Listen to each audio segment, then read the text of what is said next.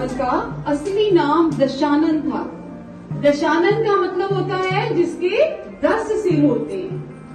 तो इसका मतलब ये नहीं कि रावण जब पैदा हुए उनके 10 सिर थे, उनमें 10 लोगों का दिमाग था, लेकिन उसको उन्होंने जो यूज किया, इस्तेमाल किया, वो उन्होंने बुराई के तौर पर किया।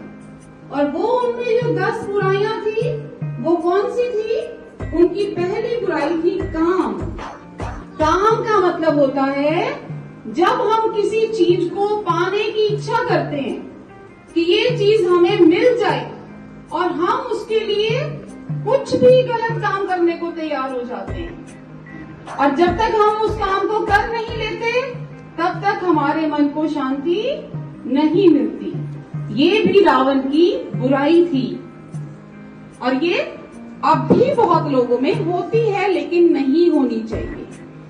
दूसरा था क्रोध। क्रोध मीन्स गुस्सा। रावण को छोटी छोटी बात पर बहुत गुस्सा आता था, और गुस्सा किससे पैदा होता है? डर से। जब हमारे मन में किसी चीज का डर होता है और हम उस डर को काबू नहीं कर सकते तो हमें क्रोध आता है, गुस्सा आता है। रावण को किस चीज का क्रोध आया? जब उनकी बहन शूर्पणखा, जिसको नक्ति के नाम से जानते हैं, जब उसने आकर रावण को बताया कि वनवासी जो है श्री राम और लक्ष्मण, उसमें से लक्ष्मण ने उनकी नाक काट दी, तो रावण को बहुत गुस्सा आया, है ना। तो अपना जो गुस्सा है क्या बना? रावण की मौत का कारण बना, है ना। गुस्सा नहीं करना चाहिए, ये भी बुराई है। तीसरी बुराई क्या थी उनमें? लोभ। लोभ मीन्स लालच। लालच किस चीज का? जो चीज दूसरे के पास है और हमारे पास नहीं है, दूसरे की चीज को लेने की इच्छा। रावण ने दूसरों की कौन सी चीज लेनी चाहिए? उसने माता सीता का हरण किया, माता सीता को चुराकर लंका में ले आए। ये उनका लोभ था, जो नहीं करना चाहिए। जो चीज अपने पास है उसी से संतुष्ट रहना चाहिए, दूसरे की चीज को पाने की लालच नहीं करनी चाहिए। उसके बाद है मोह। मोह मीन्स आकर्षण। जब हम किसी चीज को देखते हैं और हम उसको पाने की जिद करते हैं कि नहीं ये बहुत अच्छी चीज है, हमने तो इसको लेना ही है, वो होता है आकर्षण। उसने जब माता सीता को देखा, उनकी सुंदरता पर वो मोहित हुआ। गलत हुआ ना। फिर 5वीं बुराई जो उसमें थी वो थी द्वेष। द्वेष मीन्स जलन, किसी दूसरे से जलन होना। जब सीता माता रावण के पास थी, रावण उनको ले गया, तो वहाँ पर भी सीता माता जो थी वो भगवान राम का ही नाम लेती थी, जिससे रावण को भगवान राम से द्वेष होने लगा, जलन होने लगी। उनको लगता था कि ये यहाँ पर क्यों राम जी का नाम ले रही है, जबकि इसको मैं लंका में लाया हूँ। उसके बाद 6ठी बुराई उनमें थी घृणा। घृणा मीन्स दूसरों से नफरत। और रावण को में जो नफरत का भाव आया, घृणा का भाव आया, वो उनकी माता से आया, क्योंकि उनके पिताजी ब्राह्मण परिवार से थे, उनकी माता कैकसी जो थी वो राक्षस परिवार से थी, और उनके मन में दूसरों के लिए घृणा का भाव उनकी माता से आया था। जो चीज बचपन में मिलती है वो बड़े होने तक बढ़ती है, कम नहीं होती। उसके बाद धोखा। उन्होंने धोखा किससे किया? रावण ने जो उनकी पत्नी थी, उसकी बहन माया, उन्होंने माया से धोखा किया।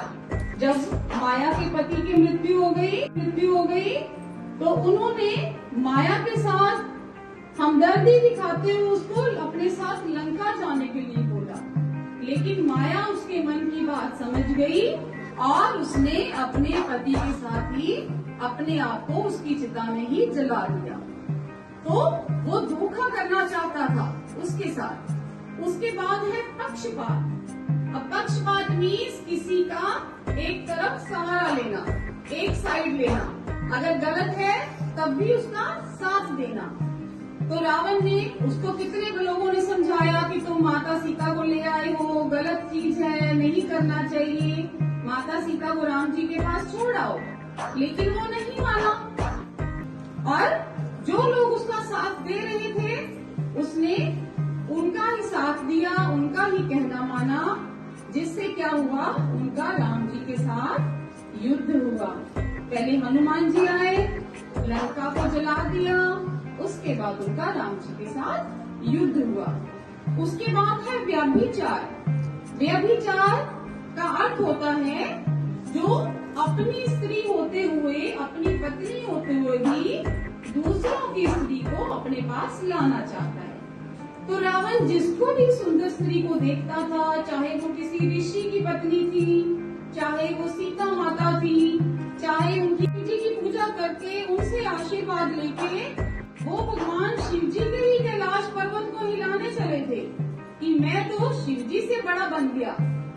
उनको था कि मैं हूँ, मैं ही रावण हूँ, मुझे कोई हरा नहीं सकता, मैं मर नहीं सकता। तो शिव जी ने क्या किया, पर्वत के नीचे उसकी उंगली को दबा दिया।